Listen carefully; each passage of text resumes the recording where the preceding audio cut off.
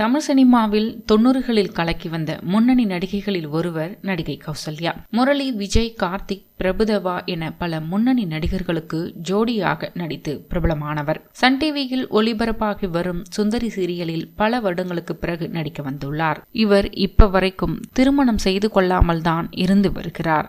கௌசல்யா பற்றி பலருக்கும் தெரியாத அவரின் மற்றொரு பக்கம் பற்றி தான் பார்க்க போகிறோம். கௌசல்யா டிசம்பர் 30, 1979 பெங்களூரில் பிறந்தவர். இவரது இயற்பெயர் கவிதா சிவசங்கர்.